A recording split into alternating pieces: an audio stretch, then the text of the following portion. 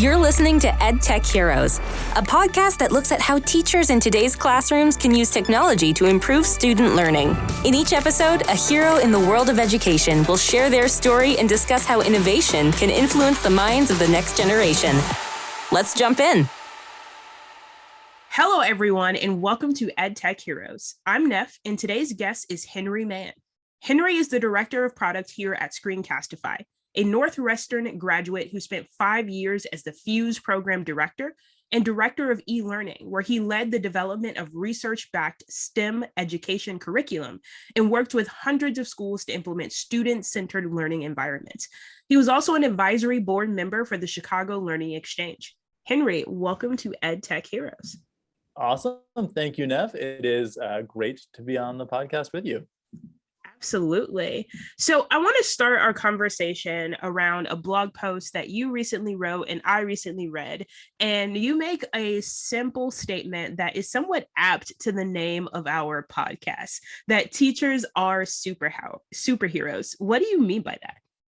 Yeah, well, first of all, thank you for reading the blog post.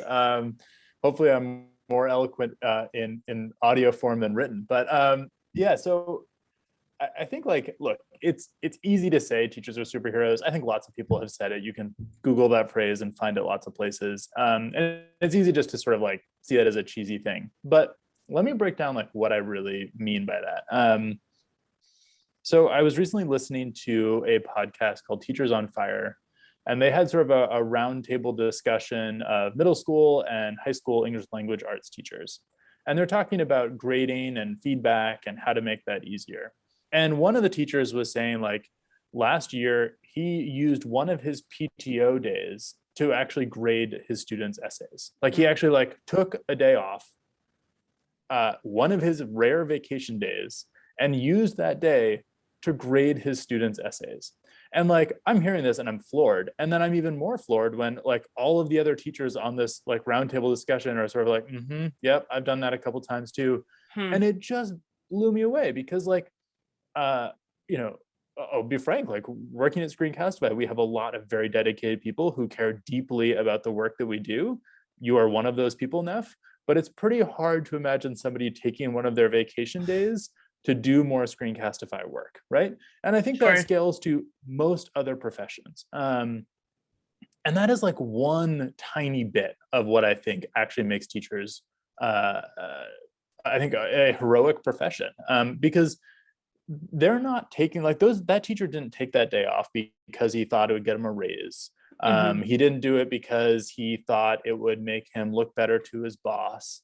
He did it because he genuinely wanted to create the best situation for his students, right? And like that kind of commitment to, I don't really know what else to call it other than trying to make the world a better place is pretty darn inspiring. And like, so that was just like a recent moment. It was just like, yeah, this isn't just a cheesy phrase. Like this is real, you know?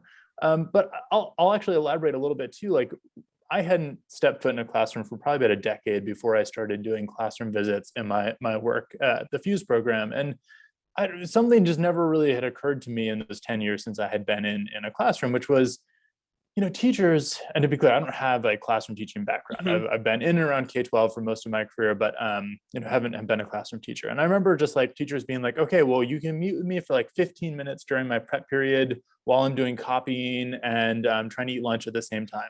And it's like, you're actually, as a teacher, you're performing for the vast majority of your paid time.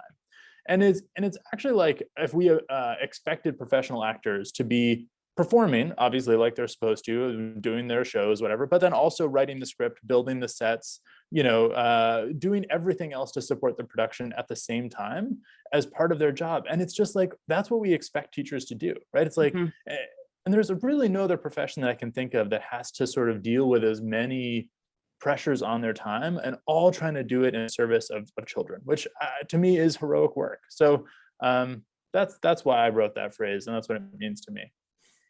Yeah, certainly. And as I listen to you, I wholeheartedly agree.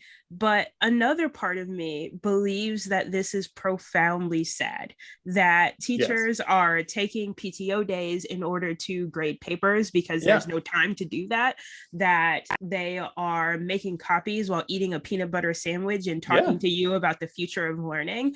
And I am curious, obviously, neither one of us still works in a school or is directly involved in day-to-day teaching and learning, but what is the place of educational technology in allowing teachers to do more without needing to take those PTO days?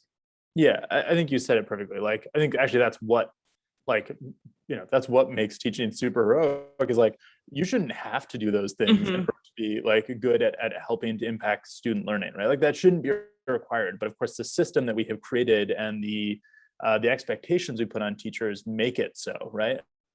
So I think like the role of educational technology for me is actually trying to reduce the amount of kind of crazy work that teachers need to do in order to be effective at reaching the outcomes they want for their students. And so one example of this for me is that, like, when we think about a lot of these movements that are really starting to shape K-12, so let's take like student-centered learning, differentiation, personalized learning, right? All of these are basically ideas that sort of say, the old model of a teacher standing in front of the classroom and providing instruction to 30 whatever students at a time, and then expecting them to learn it and then regurgitate it on a test, it just doesn't work, right? That's not like leading to the outcomes we want for students. And instead, students need to be able to learn at their own pace, to re-engage with instruction, to learn it again, all of these things that just aren't possible when you have just that traditional model of a teacher in front of the classroom. What that really means is that we're asking teachers to be able to be teaching multiple different things at the same time in multiple different ways, often in like more than one place at a time, right? And like, that is like against the laws of physics. Like, you can't do that, right? And so like, to me, like, educational technology is designed to kind of like come in there and try and create a system where that kind of teaching and learning is possible, and does reduce the amount of crazy extra work that a teacher would have to do in order to reach those outcomes.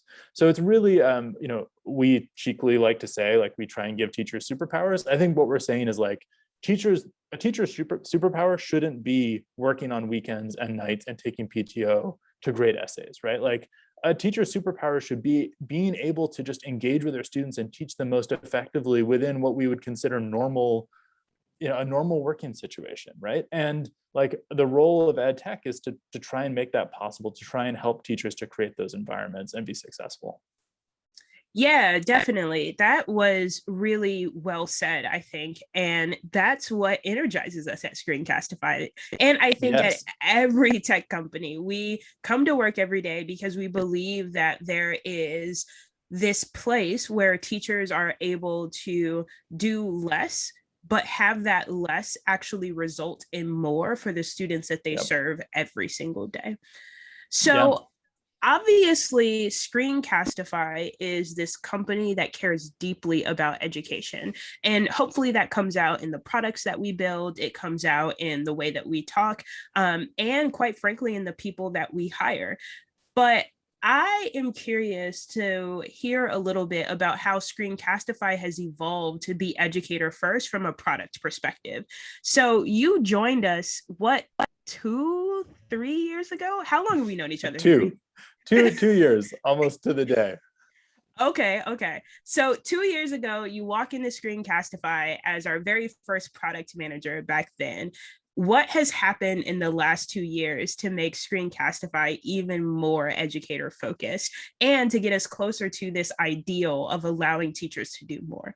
Yeah, great question. I would say it's a bit of a, like, at least from the way I think about it from a product perspective, to say that we're teachers first, I think is a bit of a misnomer. I think we're teachers first, second, and third. And really what I mean by that is like, we didn't start that way, right? And we can talk more about how we evolved. We will always have some percent of our user base being, folks who are using this tool for business, YouTubers creating videos, whatever, right?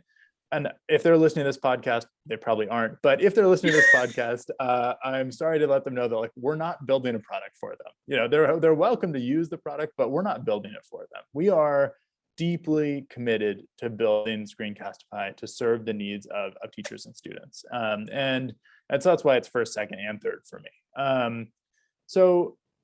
You know, and I think you'll probably have quite a bit to contribute here, Ness, since you've been around a lot longer than I have for this evolution. But I think, like, generally speaking, we can talk about the history of Screencastify as sort of an accidental transition from a technological kind of innovation widget to actually being a like really committed ed tech company. And so this goes back to the founding of the company. You know, our founder, our current CTO, sort of he saw this opportunity for this like technological innovation to allow screen recording within the Chrome browser. He built one of the first extensions to make that possible, and just like really quickly accumulated, you know, millions of users. And it was clear it was solving a problem, but like I don't think we really knew what problem it was. And by we, I really mean the very, very small number of people who work for Screencastify back in the very beginning. And so, you know, as we started to learn more about who those people were that were using the tool, it became clear that a lot of them were teachers and that this was really solving a need for teachers. And I think that was when the company started to build itself to be a bit more of an ed tech company. And I think honestly, one of the first moves there was hiring you, Neff, to really understand like, what does it mean to be a classroom teacher, and how does technology fit into that picture, and how do we speak to these to educators? So I think you were the first step in that direction, and then after that, I really think like we have started to understand like, you know, not just like how do we have an education section on our website, but how do we become a dedicated ed tech company?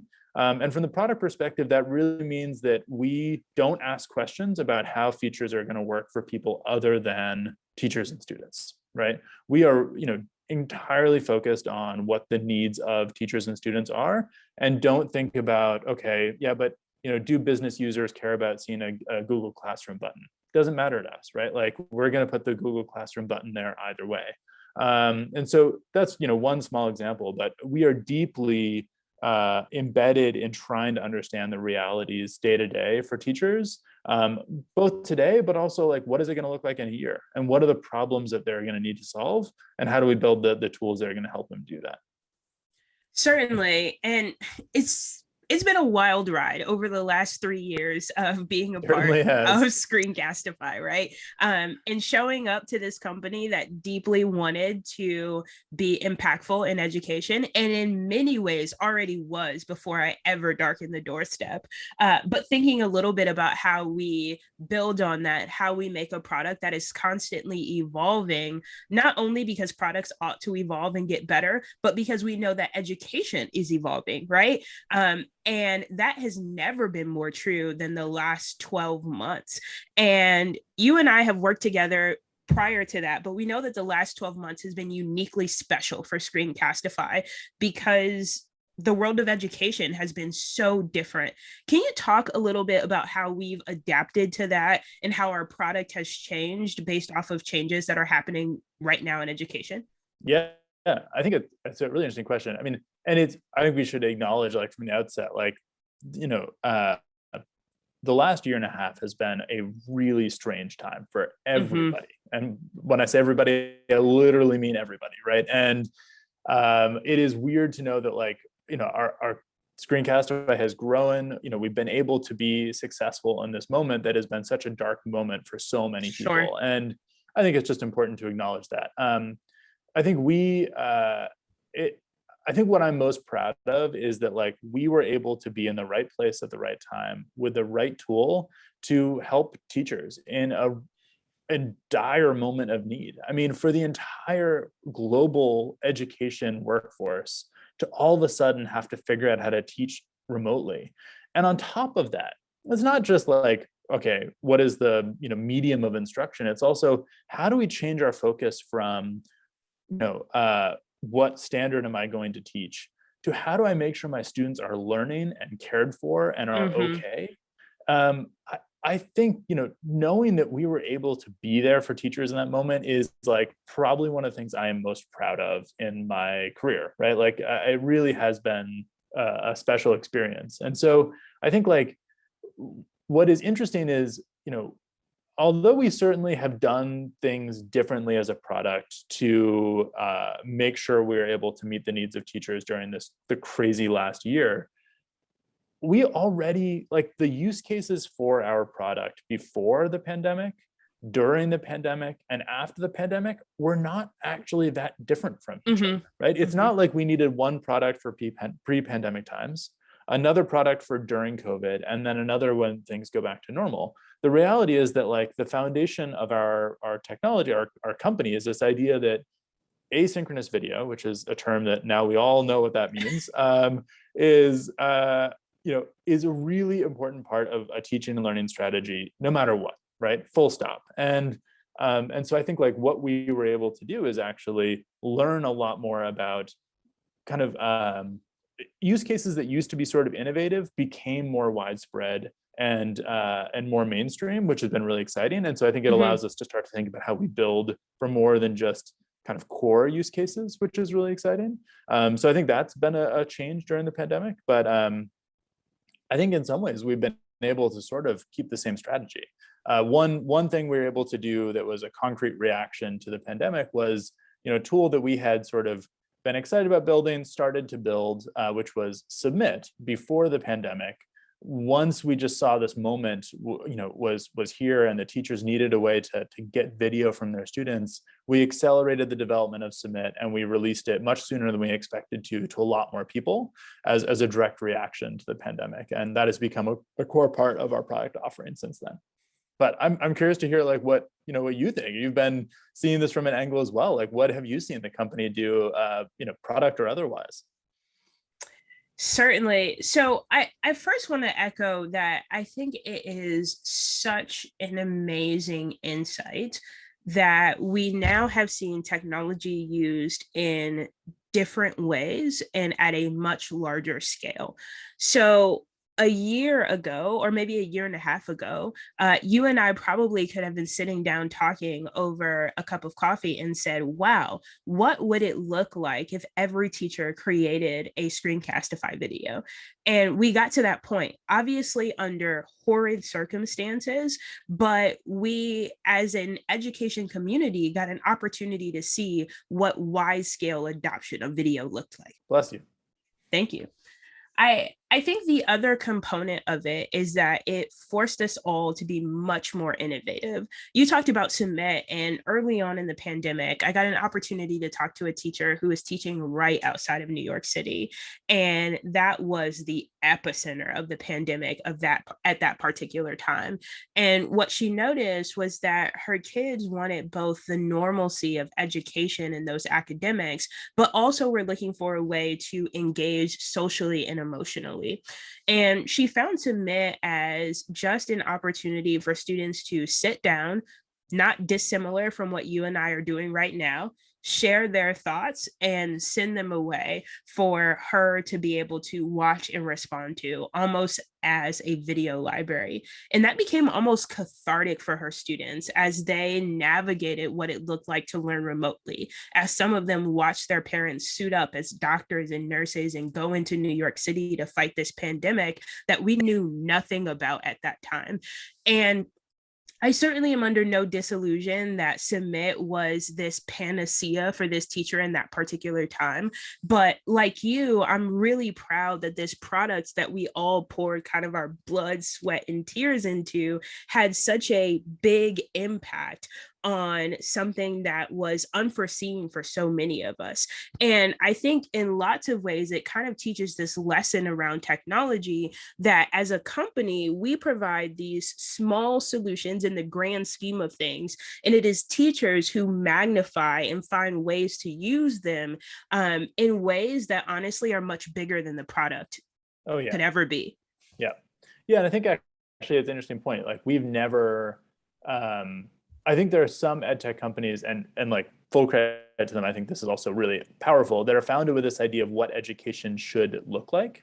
And that's never been us, because it's not in our DNA as a company, right? And I think, like, because of that, we aren't trying to be prescriptive about how a tool should be used, the right and wrong ways to use it, whatever, right? Like we really are saying, like, we believe this will solve a problem for, it's based on problems that we know teachers have. And we want this tool to be an easy way to solve those problems. But beyond that, teachers should use it in whatever way they find is most effective for them and for their students. And you're right. It's like, it's the size of the tool is not the thing, right? It's the size of the impact that matters. And that impact comes from teachers being able to use the tool in the ways that work for them. And so that is, I think, a really important insight. Yeah, absolutely. So one thing that I'm curious about, especially since you brought up Submit, which is our newest tool, and I always get really giddy to talk about it. I think prior to the advent of Submit, Screencastify was almost exclusively teacher focused. Our tools were made for teachers, and there certainly were some students who used our extension and some students who used our editor, but there was not a dedicated solution to be able to have teachers gather videos from students easily. And now we're at the place where we're thinking about that and thinking about how students engage not only with their own videos, but also in the videos that they watch from their teachers. Can you talk a little bit about what that shift is like and how we as a company think about student engagement? Yeah. So I think like the role of video as a student-facing tool is already starting to take off. And I think it's only going to get like so much more widespread. And the reason for that is because one of the things I see in education that is exciting to me, probably the most exciting thing, is this idea of like changing the mindset from being sort of like output focused to outcome focused, right? Which is like, if we actually want our students to be learning, not just getting grades, it prompts this whole like reimagination and reexamination of how we think about understanding the learning that is happening, right? And so just a simple example of why I think video is so powerful, and then we can talk about some others, is that like, let's say a teacher wants a quick reflection from students about a book or a lesson or whatever it is, right? When I was in school, it would have been text, right? Write down on a piece of paper your reflection, right? And I remember this feeling. I have terrible penmanship. I mean, it's like, it's not readable by anybody but me, And so here I am, like every time I'd have to do it, it's like stressful, right? It's like, writing down this thing is not my chosen way of communicating. I'd much rather speak about it. And I am obviously English, English is my first language. Like that's not a barrier for me. And so like there are students though who do have that as a barrier, where they're English language learners, where other students who worry about penmanship, who worry about punctuation, right? Like all of these barriers that come with just traditional written text, they get in the way of actually understanding what learning has happened. And so if you actually want to just know, what has Henry learned about this thing?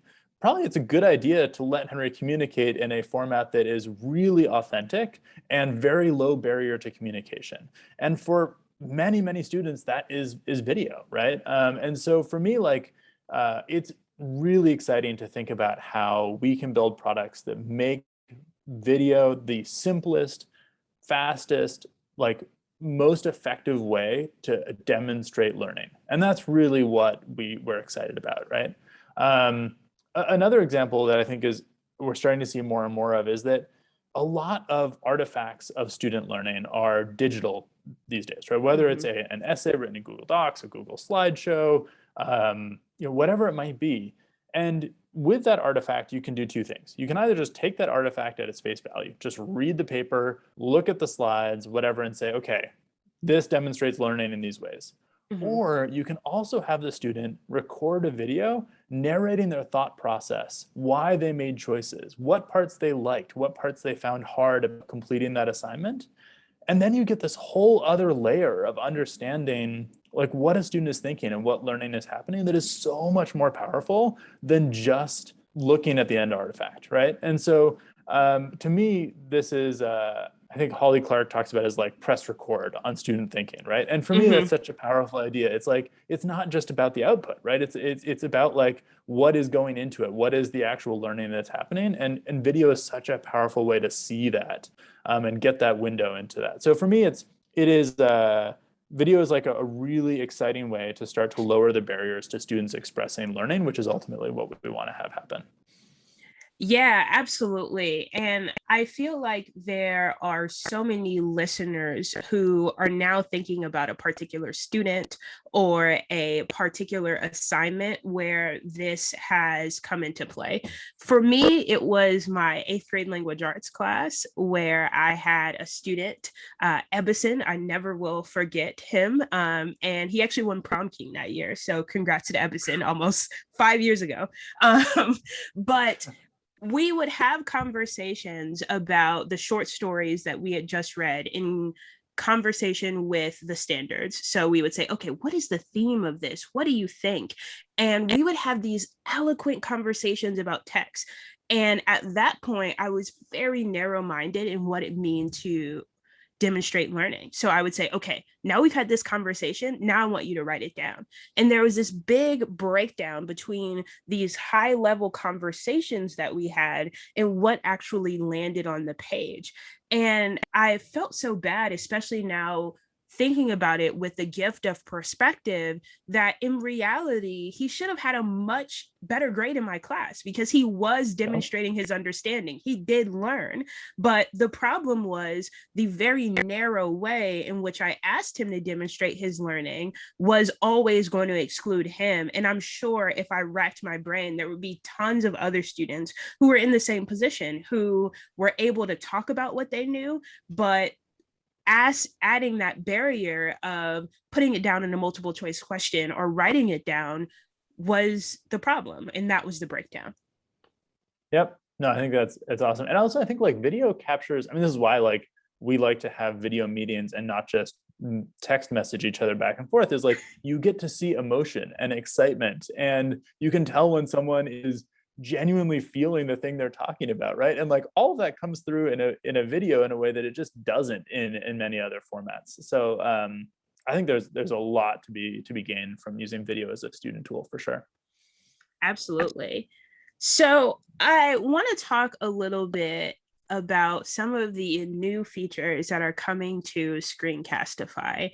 I am really, really excited about them. And I think that they are one of the biggest releases we have ever had as a company, at least in my memory as an employee here.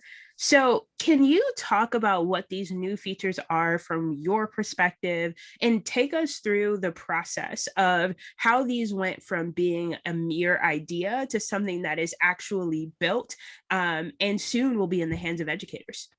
Yeah, great question. And if it's the biggest release in your memory, then it certainly is in mine, since your time is longer than mine. So I agree with you.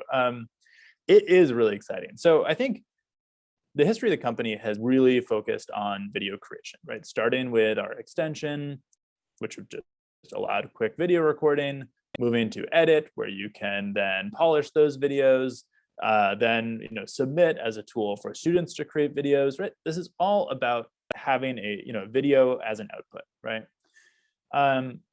But as the pandemic really started, and I started to talk to lots of teachers who were making way more video than they ever had before, or starting to make video for the very first time in their career, and really what I mean by is, videos, we're talking about instructional video, right? So content that otherwise might have been delivered in a lecture is now delivered in a video format, right? And I just realized that over and over again, teachers were saying, I put all this time into this video, and I don't know if anyone watched it, and I don't know if it was effective.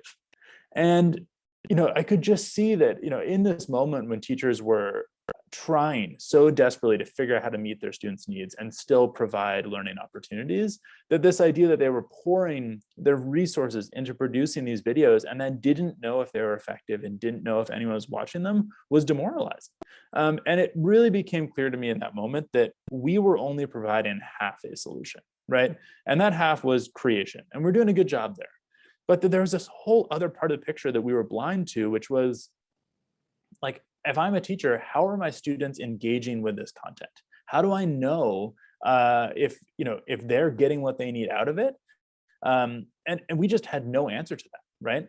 Our go-to solution for video sharing, which was a Google Drive link really didn't provide any functionality around that. And I remember talking to a teacher who said that they would, it just shows you how dedicated teachers are to trying to get to the outcomes they want.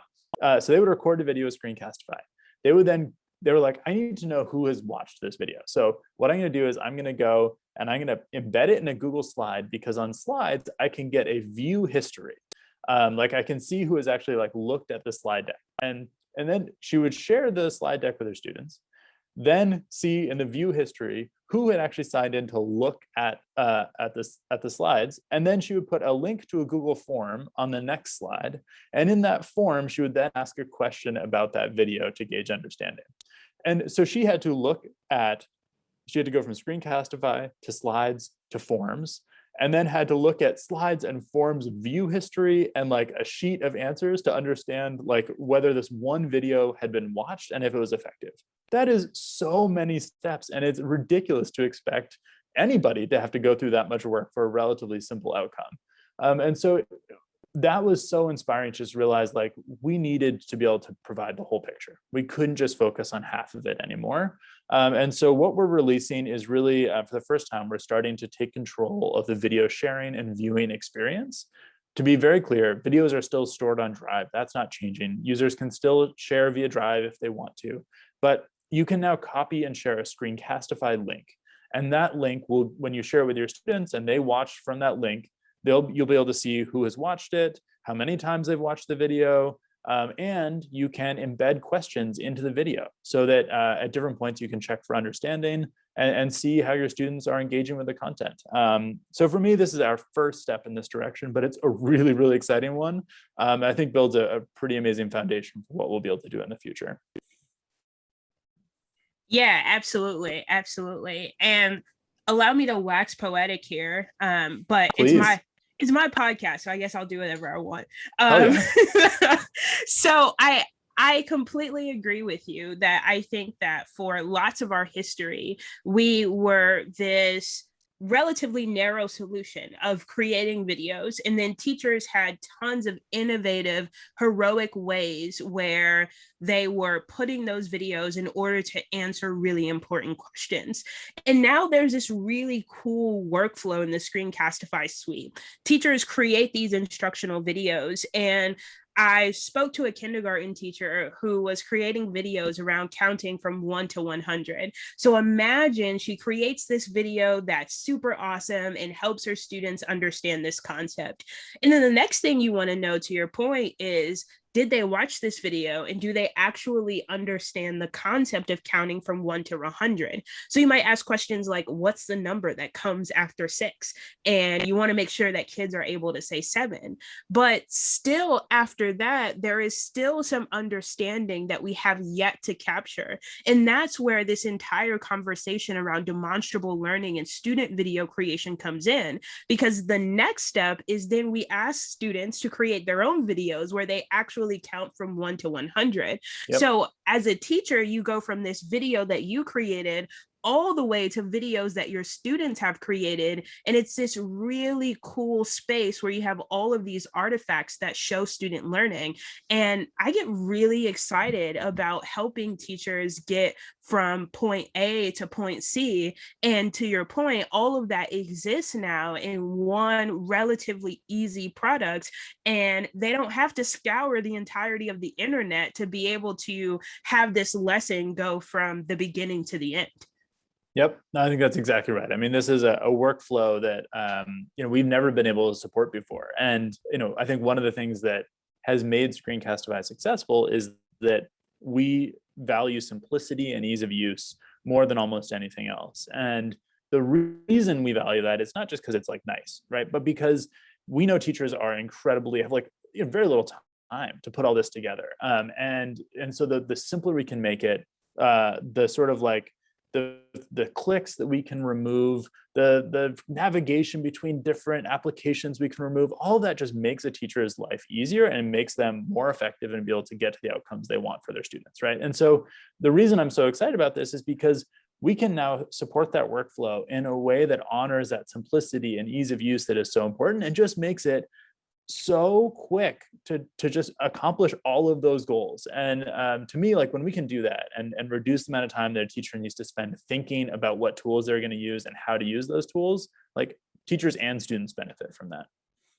Absolutely. And I think for folks who are watching this on video, it's clear how animated you get thinking about how we can help teachers. And it probably is clear in the audio version in your voice as well. So I know, because I get the opportunity to work alongside you, that you have been thinking a whole heck of a lot about what comes next for Screencastify and how we're able to continue to evolve, to solve more needs, to make things easier, and to give teachers more superpowers. Can you share anything from a high level perspective about where Screencastify is going and what folks have to look forward to? Yeah, well, let me just say, I hope the audio version is as compelling. If not, I'll might explain why my read alouds aren't going so well with my my kindergartner at home. But in any case, yeah. So I think where are we going at a high level? I think if we let's take this idea of like completing the whole picture a little bit further, right? So if step one is allowing teachers who want to create videos the ability to create videos, right? Done. That was sort of like in the beginning of the company, we did that. Okay, obviously we'll continue to improve that and have a lot of exciting ideas about how that gets better, right? Step two is, now start to offer functionality around sharing those videos with students and being able to understand, how students are learning from those videos. Well, step three is like, we know there are a lot of teachers who either do not have time to make videos themselves, aren't comfortable making videos themselves.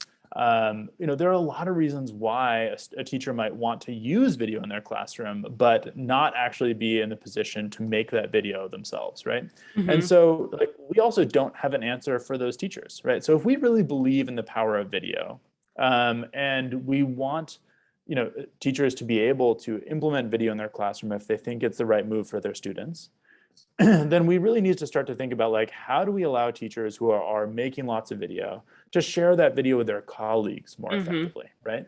And within their school, within their district. And how do we make that a really powerful process that isn't just about hey, use my video, but it's actually about making learning more effective for students. And so that's where we're starting to focus our energy is really looking at if a whole district is using video, how do we best support that district with our tools? And this is a little ways off, so I'm not sure I can sort of say anything more specific than that because we're still exploring it. But sure. I think that's kind of where we're starting to focus in the future. Yeah, absolutely. And I think that's so important. I will confess that in my first couple of years as a teacher, I don't think I was very good at it. And I think that is true of most teachers because the job is tough. It's hard. And the only thing that was my saving grace was getting Google Slides presentations and getting coached up by a mentor teacher across the hall, Miss Jean Pierre, who is still a friend of mine.